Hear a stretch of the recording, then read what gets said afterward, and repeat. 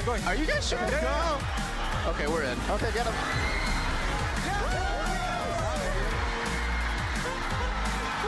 All right, I love you guys. I love you guys. And what a way to end your final game of this summer. And what a way to get now into the finals. TSM's logo on your screen now, only 2 games away from winning North America for the 4th time in 4 years. Yeah, and C9, though, would also be 2 games away from winning their 3rd title and tying TSM, so we got ourselves a great series on the way. Yes, we do. Of course, welcome back to the Air Canada Centre here in Toronto, home of a lot of great athletes. Now the ones on your screen are TSM and Cloud9, and TSM playing much better now in the 2nd game, playing more aggressively as you guys wanted from that first. Yeah, and TSM was able to get much more of an early edge. They were able to converge on mid lane, get Bjergsen ahead, and he was really able to help them push the pace, take down these outers. And then in the mid-game team fights, Haunter was also huge, bouncing back from a very poor performance in Game 1 to an amazing performance in that Game 2, neutralizing the backline of C9 in so many of those big fights. Right, and C9 playing basically 2-threat comps the entire way through. You know, it's always on Jensen and Sneaky, and if one of them gets basically solo killed by that TSM top laner, then it looks a whole hell of a lot better. Yeah, and every single one of these guys need to step up to the pressure. We saw some jitters in Game 1, a few jitters in Game 2, but it does seem like they're kind of starting to settle in a little bit, and now it's really anyone's series with the adaptations from the first 2 games pick and ban. So with this series all tied up, Doublelift shares what it means to be back in the finals. Summer Split is the one that means the most, and last Summer Split, I came into finals with CLG and we like smashed it, and I think this Summer Split I feel kind of the same, like unstoppable force. Like our team is just so strong. We just play insane sometimes. So I think like claiming the championship and taking it away and becoming like the team with the most number of LCS titles, it's like a pretty historic thing, and especially in Summer Split where it matters the most. So I'm looking forward to it. Definitely think they did look amazing in that game there, and we'll see if they can continue that forward into game number 3 and get themselves an edge in the series. Yeah, and we've even seen like the way TSM respects each other as teammates. Like Bjergsen, he's been on TSM for a while and has had many different teammates, and he said this is the first time where if he's thinking about going internationally, he has no worries about someone not being able to hold their own. They trust each other to all be at the very top of their game, and that trust gets tested on a stage like this.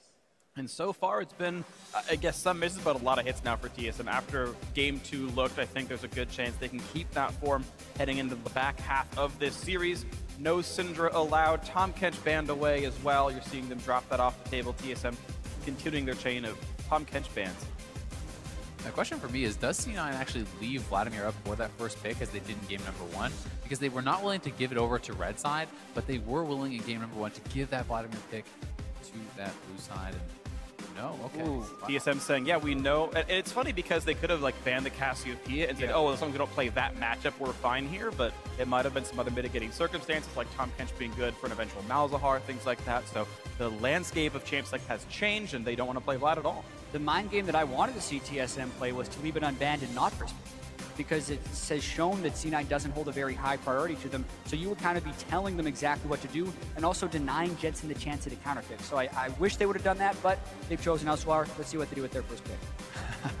And now we get to find out, will it be the Jhin takeaway again? Because you have to feel maybe C9 will be willing to take it on this first rotation if Jhin goes unpicked as the first one. Gnar was the first pick for C9 when they were on blue side in the past game. Rek'Sai has been creeping up the priority list, and that's a little surprising to me. I actually think that Gnar Jhin would be a fantastic second round here for C9 if they're willing to make that pick this early on. And actually, wow, more priority on Trundle, and that has been pretty popular in both series here. They're just reading the fact that tanks are being picked up so frequently. They're assuming Biofrost continue to play melee champions, and Trundle, one of the best matchups to fight a tank, while still being a tank yourself, and what they're going for. It is really good, but at the same time, look at Adrian's success on a champion like Taric, right? He was playing Trundle all throughout the series, and then the amount of things that Taric can do are very comparable to Trundle, and you can also have this amazing teamfight ultimate, so I don't really feel like the priority that is that warranted on it, but it may be that they're worried about Biofrost taking it away too.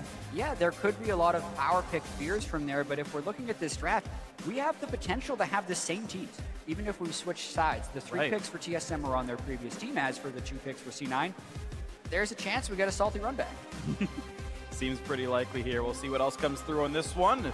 The Vel'Koz still comes in, knowing that C9 was susceptible to ganks earlier on with this matchup.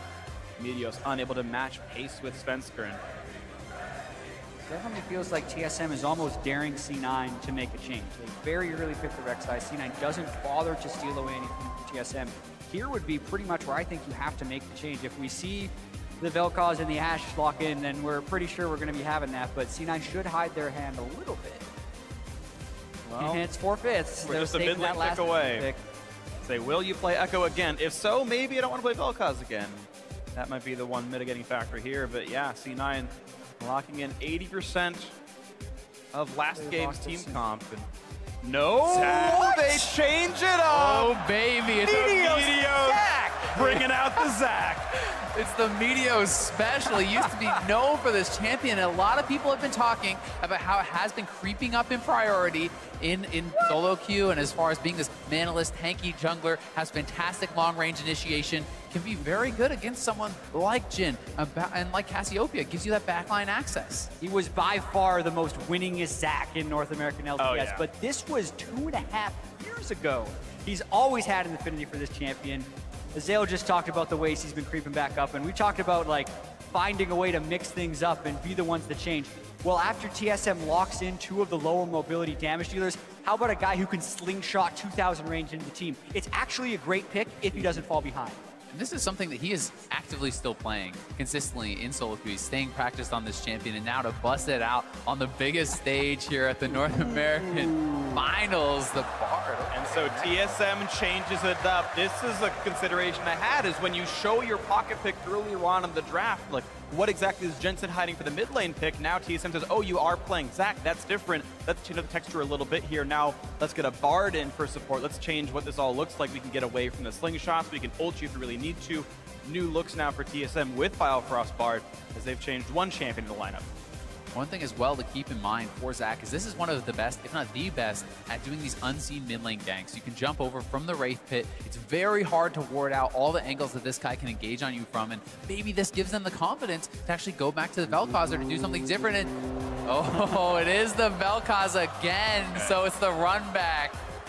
Jensen says, close. Fool me once, shame on me, fool me twice. Yeah, run back in the mid lane matchup, but maybe the jungle matchup will be different. Only one champion select tweak for both of these teams. The support switches from Braum to Bard. The jungler switches from Gragas to Zac. To be fair, it's a big change for Cloud9. We have not seen Zac in a long time, and I, for one, am super hyped. Yeah, just thinking about the early game, I think it's going to be so critical. Will he be able to keep pace with Svenskeren early? Because once Meteos gets level 5, level 7, level 9, and starts ranking up into max range elastic slingshot, that's when it becomes dangerous. But if he falls behind, he can become very useless very quickly. There's another minor point that helps as well, as it's a manaless jungler just like the Rek'Sai, with the mid lane matchup being so volatile. Giving the level 3 blue buff over has actually been a contributing factor to these two players winning their lanes. Meteos can now do the same thing for Jensen. Give him the blue buff. Zac doesn't need it. Might help them match up a little bit more. And yeah, I think we do still expect to see a jungler come in around level 4, level 5, get that matchup tilted. The coaches shake their hands one more time. We're going into game 3. It's all tied up. We know we're going to have more to play, but match point basically on the line now here, as we are tied up 1-1. And the rights of best team in North America here will be proven in the next hour to 3. Yeah, 3 more games to play. The series continues to evolve. These teams continue to learn more about each other. They hadn't played in the last 2 weeks. They were very happy scrim partners prior to that, but ever since, you know, they've been trying to keep it locked down, and now we get to see what they've been hiding. We do, and one of the things they were hiding was Zac, the Zon amorphous construct, if you actually turn the acronym into its real name. A little bit of lore for you guys. We wait for the game to actually start here. And yeah, it's a battle of very similar styles. You do have one less tank on TSM, and the thing was, with their comp last time, it was 2.5 damage dealers, 2.5 tanks. Echo could go either side based on how he was doing, and he was a massive performer, solo killing members of the back line by himself. Haunter was huge on that Echo, and that was a, I think, very big tilting factor. But now TSM have one less tank. They've now got the Bard in here, and if Haunter doesn't do very well, then it's only one tank. It's just the Rek'Sai, and this changes the landscape of fights quite a lot. You're going to have to wonder, how is C9 going to keep Jensen safe on this Vel'Koz? We've seen how Haunter wants to play these team fights, how aggressively he wants to dive in on the Vel'Koz, pressure him out of these fights, and C9 must protect him. We'll see if they can do that, and they must protect their jungler in the early game. It's not just on Meteos, it's on his team to get him vision and to help him if he's getting invaded.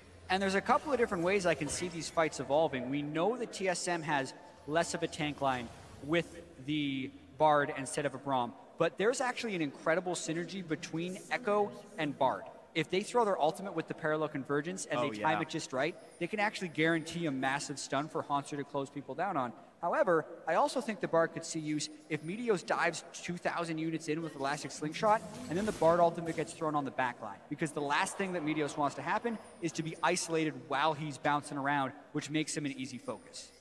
Look at this attention being given to finding out where the jungler is starting. Is he starting on the blue side? Is he going to start top side? They want to give this information to Svenskeren and allow him to try to get an advantage through that. Because you talked about it, Zach is really weak in this early game, at least compared to the Rek'Sai. At a certain point, Zach becomes a pretty good duelist. Yep. With his Sometimes, yeah, sometimes the best Svenskeren can do is just pop the blobs and then be like, well, okay, it's a cooldown. I'll see you guys a little bit later. It can be difficult to knock that down, but we'll see there's, of course, a lot to consider here in this one. Looking at the keystones, interesting actually to see Grasp on Trundle against a ranged support, because I don't expect him to get that many auto attacks off. Yeah, I mean, it's something where he just feels he can stay in combat and then get that one kind of burst hit, basically. And also, Grasp can be on Haunter, although Fervor is kind of more common. I actually like Grasp more in this matchup. You're against range, yeah. You get many fewer attacks off, and it does make sense for the matchup stack itself. Right, so for any top laners out there, against ranged champions, probably Grasp, melee champions, probably Fervor. Of course, Fervor for Impact, no surprise at all. And the early jungle route for Meteos, I'm really curious to see where he's going. He potentially is just doing a safer route. He'll bounce back to red once he has Smite, but we'll have to keep track of that as there's some aggression on the bot side. A little bit of damage back and forth. AD carries losing health never feels great. Normally the supports have many, many more potions to chew through, but damage on AD carries tends to stick quite a lot longer. Nice volley by Sneaky, and of course he's, ooh, that's a great stun. Yeah, you saw Smoothie walk in to block what would have been a deadly flourish, but Doublelift didn't have it available at the time, so it really didn't mean anything. Meteos is actually doing a very interesting camp. He's doing the path where you take all the little jungle camps first, you skip your buffs, and you do this to actually stay safer, to stay higher on HP in case you're going to get invaded. Yeah, this also is a power play to try and get level 5, depending on if he takes the 4th small camp and then continues, or if he does a very early blue handoff. Leaving your camps up at the start of the game actually allows you to level faster, but it makes you less powerful extremely early. Is he even going to just take this for the experience? Could be the question. Like an early take. Looks like it. And not pulling the Vel'Koz over at all. And it will be the blue buff going on to Meteos himself as he goes through the clear. And he's actually ignoring Gromp, so a different look right now. And I think part of this is actually to keep him safer as far as not giving away his location in the jungle, right? They don't want to be, oh, hey, my jungler's right here. He's giving away the blue buff. You're allowing him to stay a little bit safer, stay a little bit more unknown, and can pick up that red buff now and perhaps look for a level 4 gank. What's interesting, though, is Svenskeren could be suspicious around the red side. He's actually going for a gank in the top lane, so Meteos could be getting the red, but this gank, Impact, going to be tough to outplay this. You wouldn't really expect him to be top at this exact timing, but Impact running out of health. There's a flash knockup, and he can't get over the wall. First blood goes for the Svenskeren, chomping down on his prey. And just a nice path by Svenskeren there. So many of these games have been about bottom side jungling. Early top side gank surprises everyone, and Impact in particular. He used his hop to get away from Haunter. It was such a weird path too. It's 3 minutes 40 in, and he started top side. He started Gromp and somehow still got back up there after red buff, and Impact didn't see it coming. And a lot of competitive jungling is doing these weird paths. It's mixing it up. It's messing with timings because these players, they ward at specific timings. They play around specific timings. It's all very calculated. Exactly, and patterns are dangerous for these guys. When they see Meteos in the jungle, maybe they have been able to scout it a little bit because he does stream it a lot and he's pretty public about what he can do on the Zac. Both these guys just trying to mix it up as much as possible. Svenskeren wasn't expecting an early game from Meteos, so he does the weird path, gets the gank, and it pays off. 1,000 gold, almost the advantage of TSM. Ooh, actually pretty crucial right there. Impact slowing Haunter down by about 9 seconds because this lane is freezing into Impact. Exactly, and that freeze is massive, and sometimes funny enough, how the lanes can work out. If you don't get help from your jungler, you can actually end up getting behind from a gank like that where your jungler takes the kill. But he is going to get that jungle help to at least push in the wave. He's going to shove it in, and Svenskeren, you can see him waiting around on that brush. He knew that with the lane pushing in, there's always a chance that Meteos wanted to join up. But now this wave a bit too big to win a 2-on-1, and Haunter's going to be able to shove this one in pretty well. As these two minions die, the reinforcement wave will not stop it from reaching the turret, and this lane will reset eventually. And just even the fact that Svenskeren was there allowed him the confidence to push that in. Had his jungler not been there, it would be too risky, so he doesn't even have to show in the lane, just moves topside, allows Hauntzer to have that confidence. Nice little play from Svenskeren. Not to mention, he's able to get the deep ward in the jungle, and it's a nice start for TSM, but we were expecting an early pressure edge from the rec side. The question will be whether or not Meteos can equalize that. He did his super clear of the jungle to hit level 5, get an early Kindle Gem and boots, and now he's tracking probably towards the mid lane. That is Zach's favorite place to gank. Yeah, he's in that side bush, but Svenskeren's on the side too. Hey, flash over to the right-hand side. Bjergsen gets away, still using a summoner spell. Hauntzer and Impact, meanwhile, doing battle. It's a flash away. Hauntzer was going to get chained down on this one. Impact saving his own flash, actually. Summoner advantage. And Hauntzer, keep in mind, no teleport, no summoner, and the lane is once again really close to the red side turret. Here's Meteos coming up, sensing blood in the water. Yeah, Double Thorns Blade Gnar is such an aggressive pick. Meteos pathing up, he's going to get spotted. Hauntzer has no flash, can he get away? First Hyper, shield coming out, 3-second countdown, knockup is there, and they've got the damage! Top lane counter kill, and Hauntzer has no way to rejoin the lane. C9 can make this freeze if they want to, and completely shove him out. Instead, they're going to shove the wave in, deny one more, and they'll reset the lane. They know he doesn't have the teleport, so they're very free about shoving up this lane, because they know they're going to be able to deny a lot of minions to the turret. Not to mention, it always helps when you can net 6 on Zach at 6 minutes and 30 seconds. Very quick. No kidding, and here it goes again. Impact fully commits to it. He sees that he has the kill. He knows he forced out the flash. Meteos flies in, able to help clean that up, and such a good start for him. He's actually up farm on this rec side, hits the early level 6, and he's going to be a threat to gank anywhere now. Yeah, he's been able to get out of the early game. Now it's all about how he can impact the game with these long-range ganks. It also changes the warding patterns that TSM has to do, because there are so many different angles he can gank to the middle of the mid lane. Like this one, he doesn't have to go in the river. He can actually gank from above it. He's got him, Bjergsen. There's the knockback. The chain of ultimates. There's no chance at all. And a mid lane kill comes in for Cloud9. The Meteos Zach pocket pick showing up massive in game 3. What a start. Beautiful. Kill and an assist for him in the first 7.5 minutes. Taking away a Raptor camp. He sees Svenskeren taking his countrymates' farm in the mid lane as the Cassiopeia has crumbled to dust and respawned. It is just so cool to see Meteos playing Zach on this stage, because he was crushing people on Zach before Bjergsen was even on TSM. Like, it's such a throwback pick, and it is so awesome. Watch this. He knows the range. Look at how deep Bjergsen is. He's on his side of the lane, and he gets hit without a flash from Meteos. That's what Zach can do. And that's why this guy is such a frightening jungler. You smite out the race, you move towards mid lane, you know you're not warded out, and you can engage from ridiculous ranges. Beautiful stuff. Level 7 Zach. The range gets longer from here. Be aware, TSM. Biofrost gets a bit of help, though. He's got Svenskeren around him, and it'll just be a change, a trade of blows.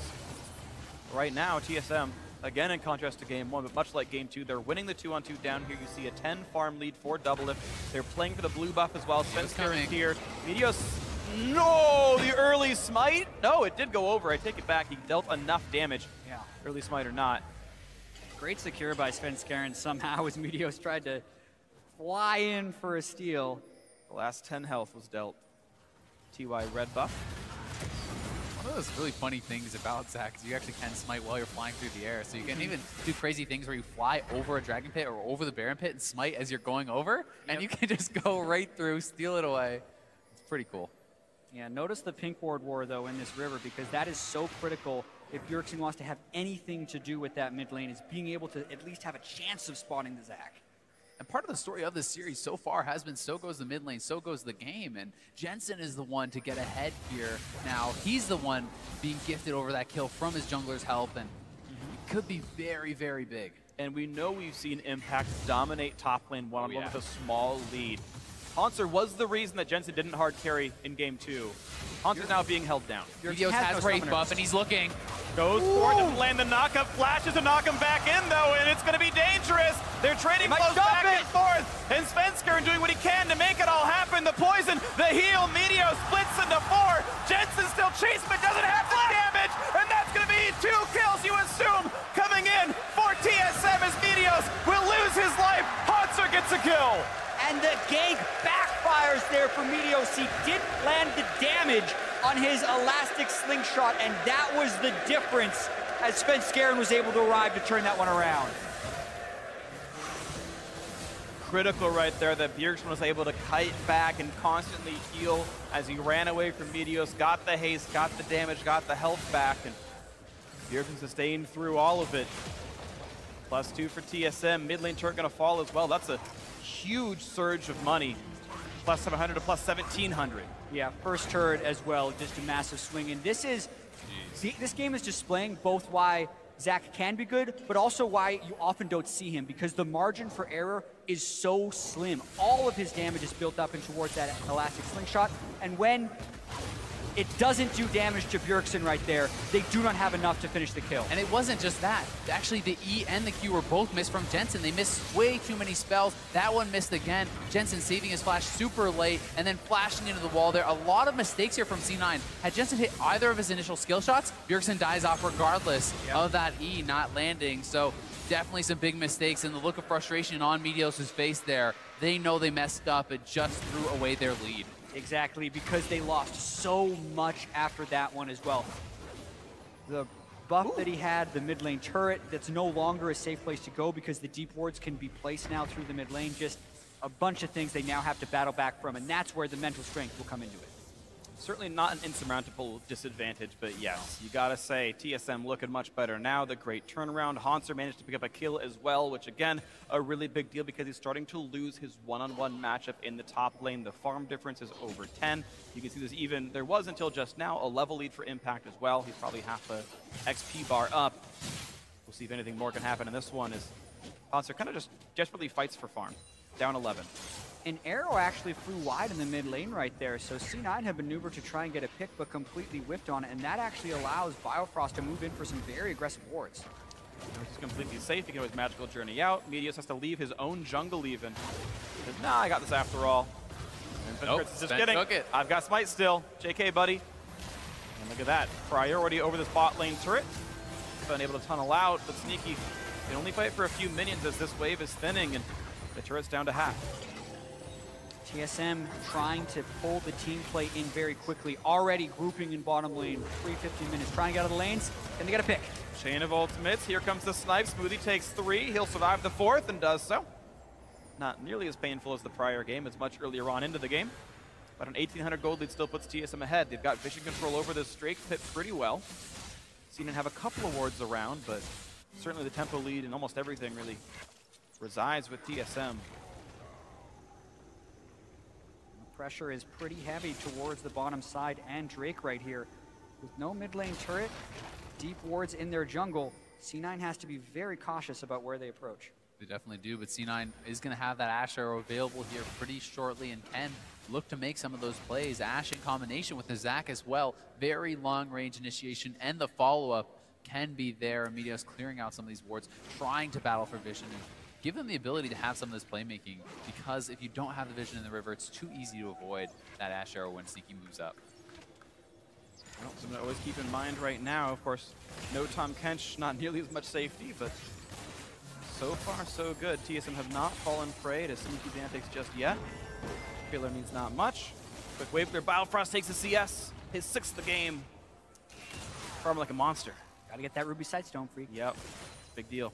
I gotta say, I'm really impressed with the fact that Bjergsen has been able to get picked on this much against teams with Ashe as well, and not really fall victim to it hardly at all, because he's not playing cleanse. He's not actually respecting that Ashe, and he's getting away with it. And I think a lot of that has to do with the few attempts that C9 has actually gone for it. I think there's been a decent amount of pressure in the lane that's kept them tethered, so to speak, to the bottom side, because a lot of the times when you are punishing a mid laner for not having cleanse, it's because the mid lane and support after recall run down mid lane, fire a close range arrow from basically where Meteos was ganking on Zac, and they convert a kill. But in all 3 games of Ashe, I haven't seen that play once from C9. They're really just stuck in the laning phase. They have been ooh, the snipe double lift. Gets rid of the blue, the crowd cheers, and they know what he just did. That's a tight timing. He made it happen. It's insult to injury. It's one of those things that's so frustrating. Even though it's not going to decide the game, you never want to see that happen as a mid laner. But things add up over time. You know, maybe that turns into 5 more CS. Maybe he doesn't finish a void step. Double lift. Double lift flashes on. Maybe he dies. Knock back around. Arrow's going to land on Biofrost. That should be a kill onto the Bard. Flashes into the magical journey. Meteos chases too deep. He's going to get split up into 4. And yeah, that's Meteos getting quarter. Now can the team regroup in time? The teleport to keep the Bloblet alive. It doesn't take damage. Here comes Impact. Meteos jumps over the wall, but into Bjergsen's waiting arms, and another kill comes through. That's gonna feel good for TSM, and even more insults. Snipes on a Smoothie, losing health, has to flash away from the tempered fate of Bard, and T9 losing another. Meteos just wanted that kill so badly after that mid lane disaster. He commits heavily to it, gets the flashes, but he's not happy with just taking that flash. He wanted the kill and couldn't get it. And you could see that Sneaky was considering following through on that one as well, but decided not to. Hanser, though, could get solo kill. Hanser does not have the ult used to get back into lane. One more hit will do it, and Impact gets the damage he needs. He'll survive this turret shot, and he's gonna recall if no one shows up to kill him. What a nice pickup. TSM, they'll get the Mountain Drake on the bot side.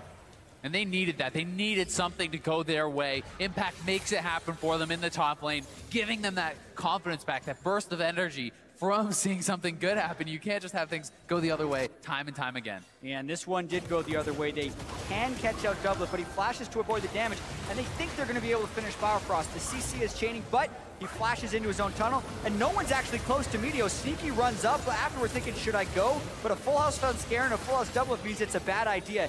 Then the teleport comes through, and even though it does save Meteos for a while, that would be probably a Gnar death as well as losing pressure on that top side. Meteos flies over. Hanser did complete his teleport, and it is a dead Zac. Certainly the right choice for Impact to cancel there and had no way to actually contribute. Meteos just overcommitted. Could have just taken, throw off the E, get double a flash, back off. Now siege that turret. Now try to get the advantages that way. Instead, they go for more, they get punished. And they do indeed. Right now, it's a 2,000 gold lead. It's actually stayed about the same. They've been trading resources reasonably close back and forth. And you talk about advantage of the TSM. You've got 2 kills on Bjergsen in the mid lane. You've got a bot lane that's looking pretty nice. It's plus 20 right now in the top lane for Impact. He's the winning lane. You talk about things that C9 needs to turn this morale war around. A solo kill in a 20 minion lead feels pretty good. Yep, and as we've seen, Gnar, who's ahead, is really hard to deal with. It's just a matter of whether or not C9 can have the isolation from Impact and get him to draw multiple people up, which then can create play-making opportunities for the Ashe and the Zac. The pick potential of the 4-man squad for C9 is still incredible, whether or not they're down in gold. And Jensen is really doing quite well for himself too. He has a kill, he has a CS advantage over Bjergsen, so he's not falling behind because of some of these things that haven't gone their way. And you know, really it's just about Meteos staying relevant, keeping up his farm, because you don't want to fall too far behind on that Zac. You have to build full tank and you have to be relevant. We'll see if it can happen. He's getting some level of farm. He's got himself the Cinder Hulk. I've seen some Zacs go Runic Echoes and use that as... Oh, jeez. Oh, geez. Impact again, just finding the solo kill. Hanser didn't even get to cast the ultimate. He had it up and it didn't happen. Bjergsen's coming in, though. Well, the hop came in time and it bounced off of a minion, so Impact has a lot of time to buy. Teleport, it's going to be close. Can Spencer get the knockup? Okay.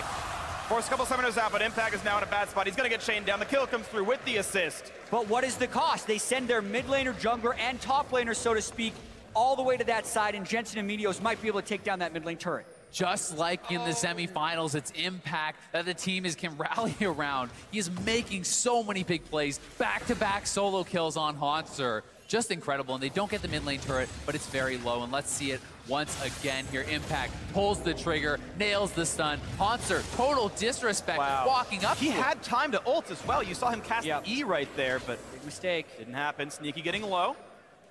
Thankfully able to win the duel himself. Has plenty of movement speed. Hurricane plus boots too. Yeah, and I think there was a couple layers to that mistake from Hanser there. He could have just sat back at his turret and waited. He stood next for the Gnar ultimate, and also he's gone with an aggressive build despite being behind. You do often see Echoes go armor early against Gnar, and then building the Trinity Force as a second item. It is a choice, but when you're doing that Trinity Force and you know you're behind, you have to give the respect to the Gnar. Exactly, it's a Sunfire cave that people often kind of bail out into, but he's now down 2 levels against the Gnar who's building aggressive. This guy's going for a Black Cleaver. Impact is looking to try to carry the game from the top lane.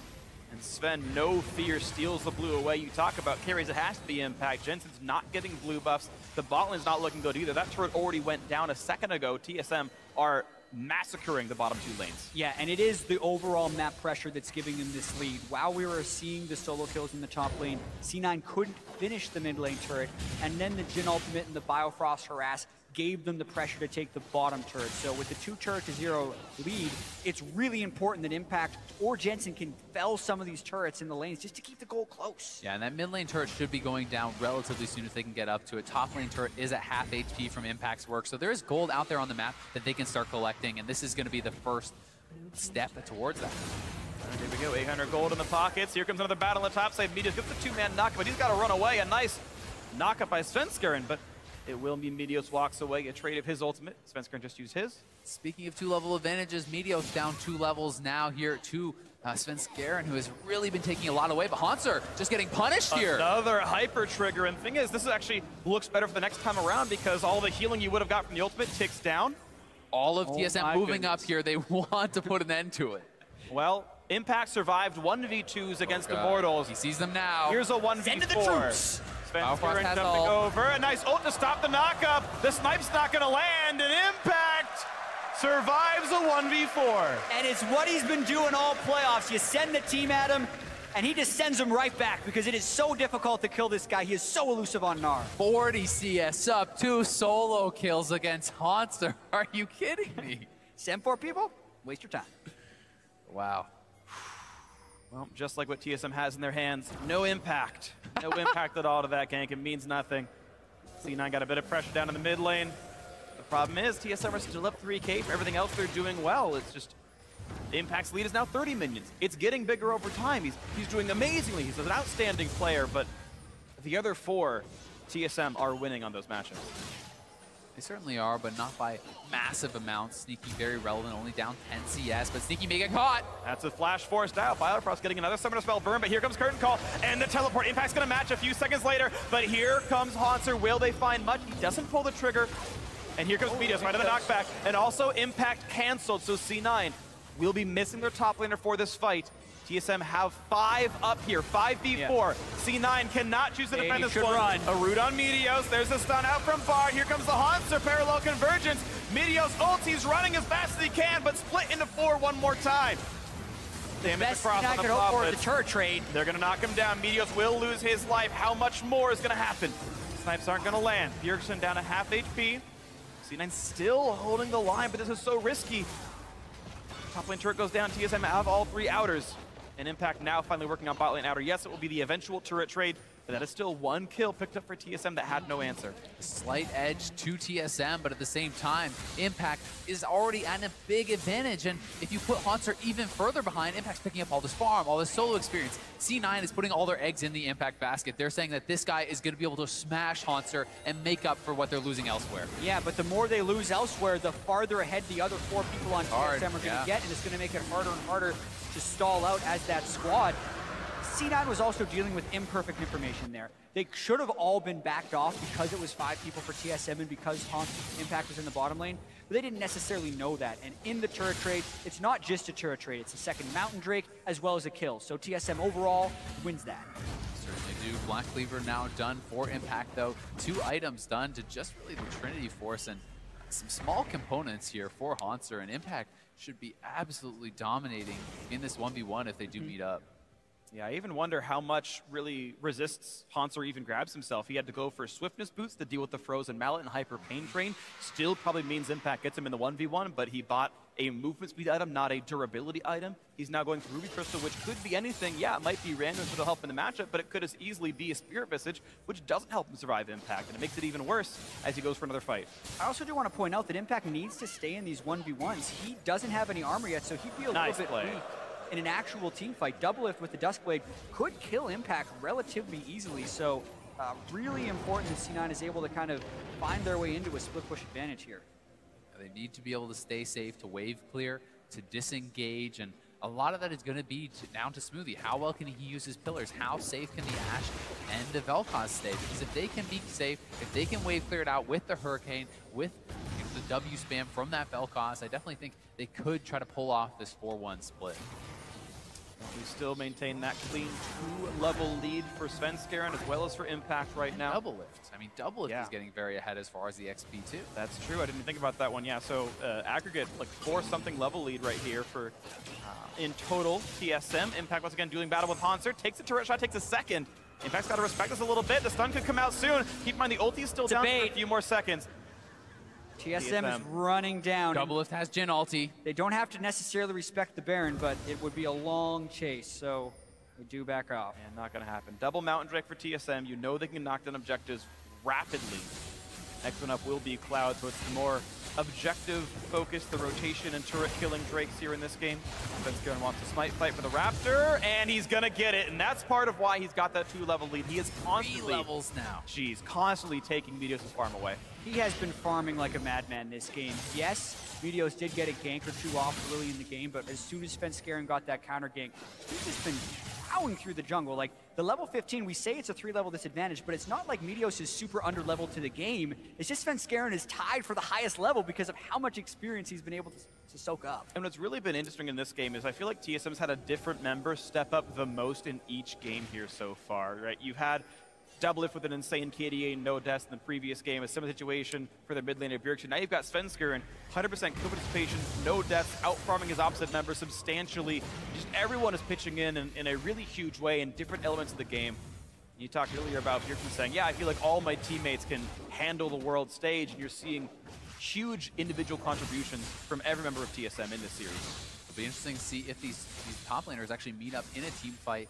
There are heavy weaknesses as far as lack of resistances in armor for Impact, and there's a lack of MR for Hauntzer, right? So dealing with the Vel'Koz and dealing with those Jhin can be very problematic, and we'll see if that can be exploited, because if Jensen lands a proper combo on a Hauntzer, he could go down and likely go a big fight here. Going for the battle, knock up on a Meteos. Zach has to flash away, and a two-man tempered fate. It caught the back line. Here comes the dive. Svenskeren finding a little bit. Meteos separates the team, but he's running out of health. Here comes the disintegration ray. Nearly does knock down Svenskeren. Ash gets the damage across, but Hauntzer managed to get the trade kill on the jungler. Now he's in the back line. Pops through the exhaust. Kills off Sneaky, and Smoothie himself running low on HP. He's got to run from this one. No slow's going to land for Jensen. Couple more hits will do it. Here comes Impact on the side, but gets sniped out, and Bjergsen gets the 4th kill of the fight. Only Jensen survives it. A 4-1 in favor of TSM. That was actually a Jhin ult pull that snuck through and killed off Sneaky, I believe, and they missed that block. It could have been a very different fight. Instead, TSM moved for the Baron. Yeah, 27 minutes in, double Mountain Drake. It would be rather difficult for Jensen to stop this one with no ultimate. He's sticking around and hoping for some poke, but it just doesn't seem like it's going to happen. Unlikely, and here comes the chase down. Double it. Oh, he doesn't have the damage. Snipe's not going to land. Deathfire touch wears out. Tight. Woo. Slim margins in a lot of these fights, but TSM is consistently coming out ahead, even with the early ganks that Meteos was trying that just turned back around. This time it's Meteos actually getting caught out at the start of the fight. Yeah, he does get caught out. He can't get that initiation at all, and it's C9 funneling, and a great ulti here, but it's actually Jensen, I believe, that knocks up Svenskeren, preventing that knock-up on Sneaky, keeping him alive, and they get a lot of return damage, but they're not able to really finish off any key targets. Just Svenskeren going down, and you can see the Impact is so late to join the fight, just now completing his TP, and then there is the Jhin ulti. Smoothie missed the block on it. Had he been able to keep Sneaky alive, it could have been much different with Impact coming in on the backside. Absolutely. Impact as well, though. We mentioned how his low armor build is going to leave him vulnerable. How about a 1,170 damage crit to finish him off? Painful stuff here. Impact once again in a battle against Hauntzer. Still should be holding a bit of a lead, but this might not mean enough. Only 1 level now, and suddenly there's reinforcements. Impact's running out of health. He's Mega Armor. Doesn't even matter. Svenskeren's there to make it all happen, and the kill comes through for Hauntzer, getting revenge on his lane opponent. Tempered Fate hits Smoothie. That's going to be a blended Trundle. Double kill so far for Hauntzer. This might not quite going to land, but turret down. Arrow's going to hit. Going. Desperation. Yes, they catch up. Double it. But into the back line they go. A double already for Bjergsen. He's just going to run everybody down. No one's left alive. It's the split of the blobs. And that's going to be Meteos completing the ace for TSM. 15-6, right on Cloud9's doorstep. They can end the game. The bear buff is there. The rest timers are so long. And TSM are looking to push for victory in Game 3. 15 seconds on Impact, 6 on Smoothie. No AD carry for TSM. They have the Baron Empowered Minions. They're looking to be 1 game away from the North American Championship, but it could be close. Looking to close it out in under 30 minutes. A fast one, the fastest of the series. Second Nexus turret is down. There's not enough respawns in time. TSM gonna take the lead in the series, and they are 1 game away from their 4th North American Championship. And it feels like TSM is getting their groove back. They played so fast in the regular season with the 32-minute average game time, but had been in quicksand, so to speak, just slowly wadding around.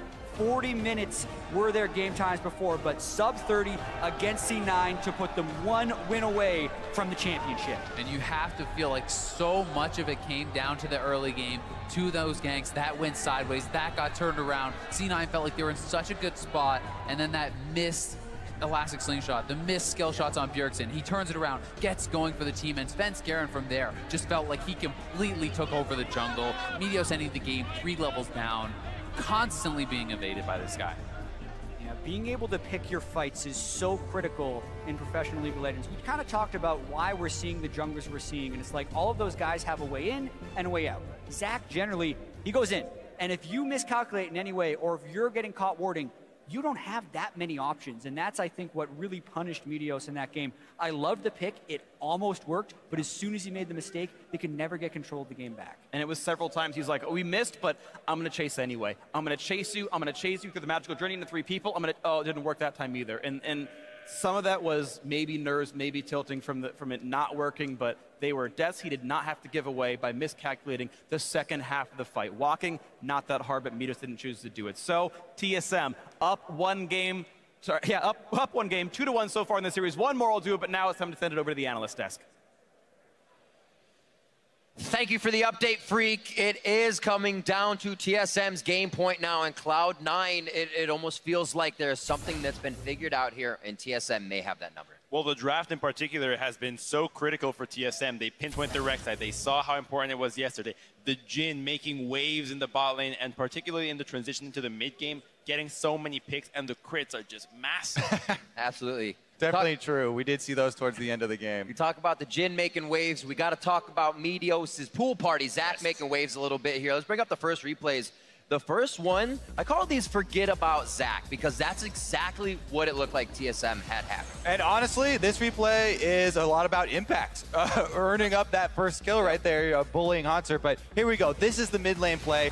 You know that you're going to look for when you do have Zach. Previously, he burned the summoners off Bjergsen. Yeah. So you're a sitting duck there on Cassiopeia. But this second one is where we start to see where they forced it a bit, right? Meteos is unable to keep a clear head as the match goes on, knowing that it kind of feels like he has something to prove with this Zach, and he's really trying to force those mid lane ganks.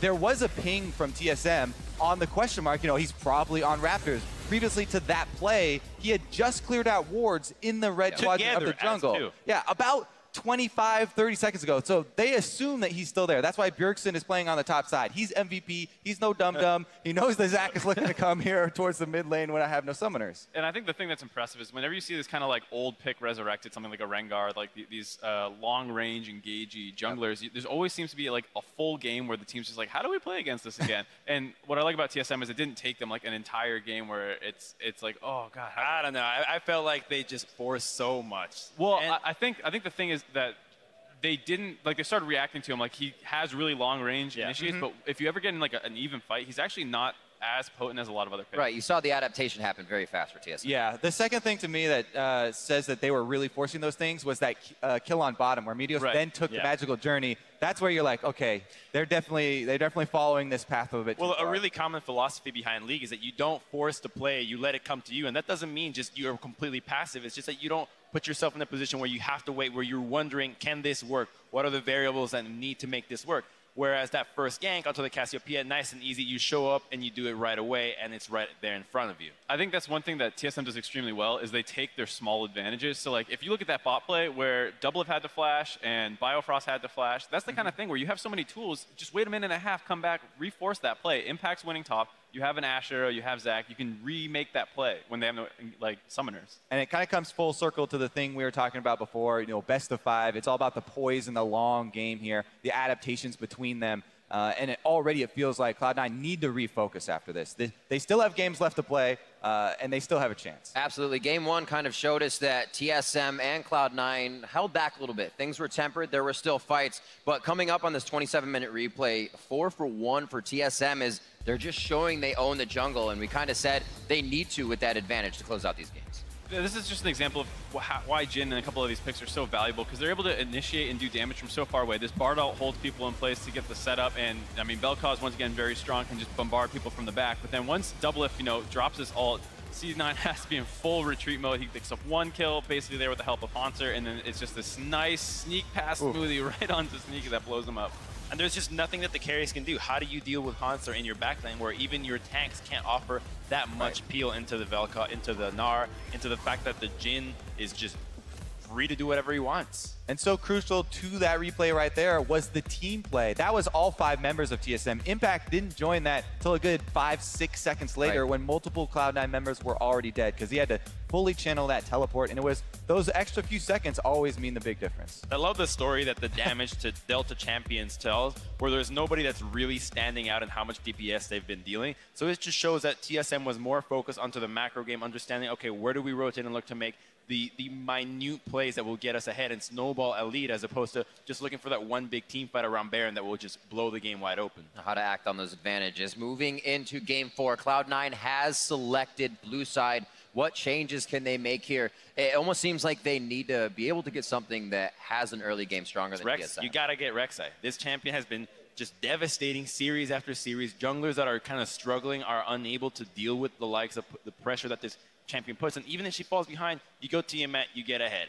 We saw even a 3-level disparity at some point. I mean, 2 is already too much. 3 is like you lost. One of the best things about Rek'Sai is also she's very simplistic. So even if you need something to calm down on, very powerful and simplistic. So that's something that a lot of people can go back to. The other thing, too, is they just need to change up how the carry matchups are being played out. They went Cassio into, or they had the Vel'Koz into Cassio twice, as well as the Ashe into Jin. It's just not working. They need to change it more. They try to change a couple picks around it where, you know, they get the Zac, and maybe we can punish their mobile carries, but I think they have to actually change up these carry matchups, because TSM looks like they're in a groove. All right, well, we do have one more game. If TSM is able to win it, Cloud9, however, really need to pick things up. Looking at what has happened throughout this, they are exploring things. Champion select has been different for them from game to game, but like you guys said, focusing on that Ashe, focusing on a few other things may be hurting them. We'll see if both teams change things up, as TSM are just 1 win away from claiming the title of North American champion. Stay with us through the break to see if they can close out the series or if Cloud9 will strike back in game 4. You're watching the NALCS Finals.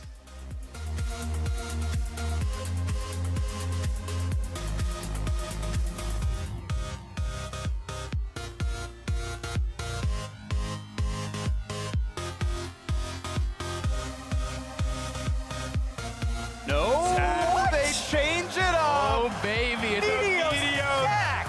Jakku, are you ready? Yeah. Yes. At this exact timing, but Impact running out of health. There's a flash knockup, and he can't get over the wall. First Hyper, shield coming out. 3-second countdown, knockup is there, and they've got the damage. I can reach him. Go. They won't swap right now. Ulting him in. Hey, B die. Nice, good job. Nice, good job. The heal, Meteos splits into 4. Jensen still chasing, but doesn't have the damage. Hanser though, could get double kill. Hanser does not have the ult to use to get back in a lane. One more hit will do it, and Impact gets the damage he needs. Oh. I'm looking. I got Zac. Can we go? Look at Ashe. I have partial. I got him. Nice.